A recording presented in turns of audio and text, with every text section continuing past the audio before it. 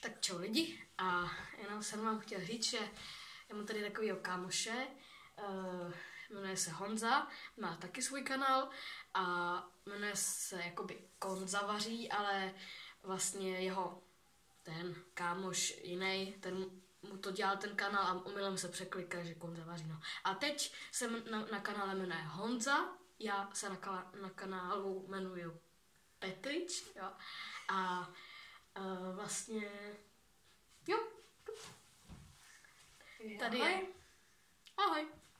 Takže my dva jsme byli vlastně v naší pevnosti, my jsme totiž, jsme vyrobili svou pevnost. A trošku jsme ji upravili. No, jako vyrobili. Prostě jsme našli takovej prostě lesík a tam jsme si prostě udělali takovou naši pevnost. Jako já vím, Řekni, co se tam stalo nám. Přesně tak. Prostě ta naše pevnost se jmenuje prostě pevnost, no a vlastně se nám dneska stalo něco nejhoršího.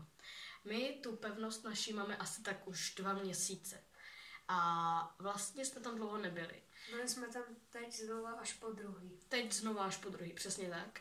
A zažili jsme něco neskutečného. My jsme vlastně upravovali ještě něco a museli jsme tam něco uříznout, co nám tam vadilo. Co nám tam vadilo, jako uříznout, no a jako pilkou a vlastně to bylo cajk. A potom, když ke konci, no ale ještě asi uprostřed, tak jsme vlastně viděli, jak nějaký lidi, jo. My jsme se sice báli, že se nám všimnou, protože to bylo uprostřed pole, jo, ale vlastně Naštěstí si nás nevšimli. Naštěstí se nás nevšimli, jo. My jsme se schovávali úplně a zabořený do sněhu, no. A no, nebylo to moc příjemný. Ale to, co se následovalo potom, tak bylo mnohem horší. To teda. No. My na konci jsme se rozhodli, že asi třeba za 5 minut půjdeme. Ještě jsme tam sice potřebovali něco dodělat, no, ale radši jsme šli. My jsme, protože jakoby tam byl nějaký úplně uschlý strom, tak jsme ho chtěli jako ořezat, víte. A ono to bylo prostě tvrdý. A pak jsme tam viděli úplně někoho jinýho.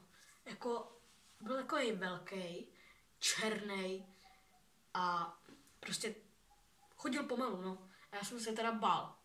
Tak jsme se rozhodli, že půjdeme. A potom, když jsme byli pomalučku, třeba tak, nevím, třeba 3-4 km za hodinu jsme možná tak šli. Možná, jo. Ale když jsme byli třeba, nevím, tak 10 metrů od naší pevnosti, tak jsme se necítili moc dobře. My jsme mysleli, že nás něco pronásleduje. Jo, že nás někdo pozoruje. Pozoruje, no, jakoby. A tak jsme nebyli moc, no, báli jsme se prostě, no.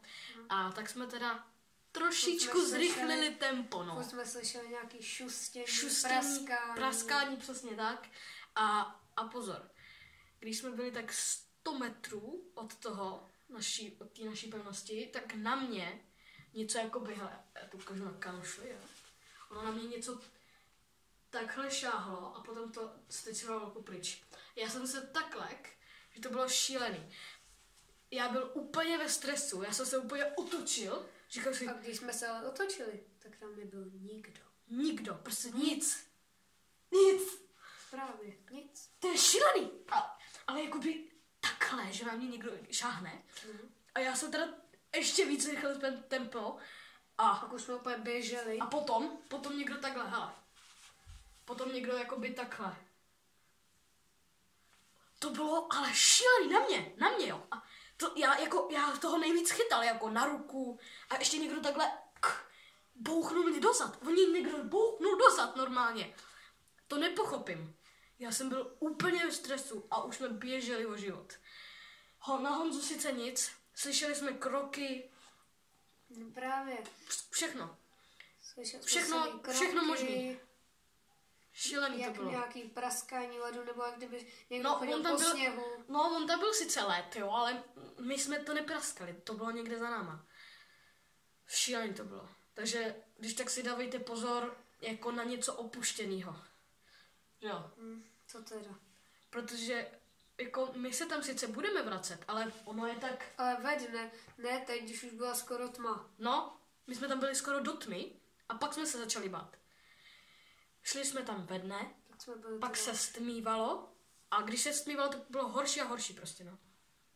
Pak už jsme tam vůbec nebyli a hned jsme utíkali pryč. Všechno prostě se zvrtlo a bylo to v prčicích. Takže vlastně teď je tma a my jsme vlastně rádi, že jsme doma. No to jo. A hlavně, to že jsme rádi. přežili, protože to bylo šílený. Akorát já ještě budu sám domů pak, No, tak doufám, že se mi nic nestane. já si myslím, že nás to pozorovalo, protože u nás to začalo u té pevnosti a my jsme byli už 100 metrů a mě to tam právě že šáhlo na tu ruku. A potom ještě drklo dozad, což bylo určitě ještě dalších 100 metrů.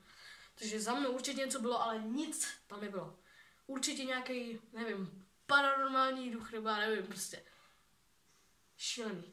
Kroky všude, dupání do sněhu. Takže jestli se vám něco takového taky stalo, tak nám to napište do komentářů. Jako, tohle bylo snad to nejhorší. To teda.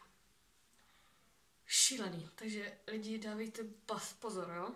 Takže Dávejte odběry, lajky. odběry, lajčíky a čus.